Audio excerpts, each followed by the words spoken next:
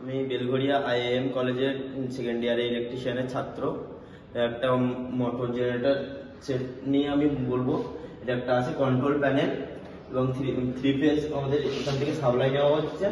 এটা একটা আছে স্টার্টার অটোমেটিক সেমি অটোমেটিক এবং ভোল্ট মিটার আছে, মিটার আছে কারেন্ট মাপার জন্য, ভোল্টেজ দেখার জন্য, এবং থ্রি ফেজ ইন্ডাকশন ল্যাম্প আছে, ইন্ডিকেটর ল্যাম্প আছে, একটা সিলেক্টর সুইচ আছে যেটা থেকে আমরা অন অফ করছি, এবং তিনটে ফেজের জন্য তিনটে ফিউজ আছে এখানে, এবং একটা ইন্ডাকশন মোটর আছে, থ্রি ফেজ ইন্ডাকশন মোটর, এবং পাশেরটা আছে একটা সিঙ্গেল ফেজ ডিসি জেনারেটর, এবং ডিসি জেনারেটরের সাথে ইন্ডাকশন মোটরে একটা কাবলিং করা আছে, এবং কাবলিং করার ক্ষেত্রে ওই ডিসি জেনারেটরটাকে রান করাচ্ছে, এবং রান করার ফলে ডিসি জেনারেটর থেকে একটা ভোল্টেজ উৎপন্ন হচ্ছে, সেই ভোল্টেজ থেকে আমরা একটা লোড পেয়ে যাচ্ছি।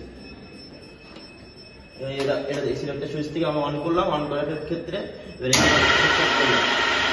ভোল্টেজ তৈরি হলো এবং লাইনটা আবার আমরা অফ করে দিলাম সুইচ দিয়ে।